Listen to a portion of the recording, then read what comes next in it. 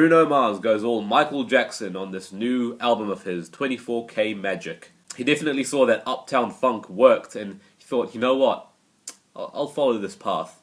Seems pretty good. You know, it's very obvious that this is just mining of the past, and very shameless mining of the past at that. It is just ripping stuff straight out of Michael Jackson and the 80s, contemporary R&B and funk. It's so obvious that Bruno Mars is taking chunks straight out of that. But even if that's the case, and even if this mining of the past ends up creating some very hilariously cheesy songs like Versace on the Floor and Straight Up and Down, which are just very obviously sexual songs that are so raunchy and cheesily written that you just can't take them seriously at all. I just do think that this album is genuinely enjoyable. I did really enjoy it. And the reason for that is I think that the funk and the R&B influence can be channeled very well by Bruno Mars' charisma as well as his genuinely great singing voice. Like I said, it gets really raunchy, but I have to say, you can't fault a good raunchy sex song when it's got the seductive instrumental to boot.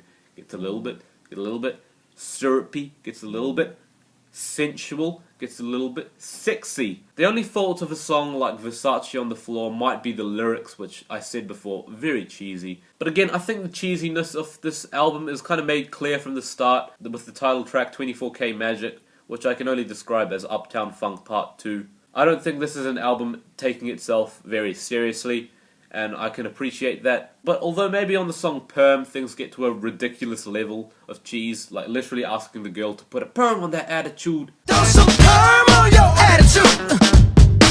Girl, you gotta relax. I thought this Bruno Mars album was pretty enjoyable. It was cool, funky, maybe not fresh considering it takes like massive chunks out of R&B from decades ago, but it was an enjoyable attempt of bringing it back as if it had never progressed at all since the 80s. I mean, it definitely has, and definitely had progressed a lot. But let's just pretend Bruno Mars didn't know that, and he just wanted to, like, preserve that style of music from the 80s and bring it straight back. Because it's not like he didn't revive this thing well. I mean, he did. Maybe a 7 out of 10 would suffice. Yeah, why not?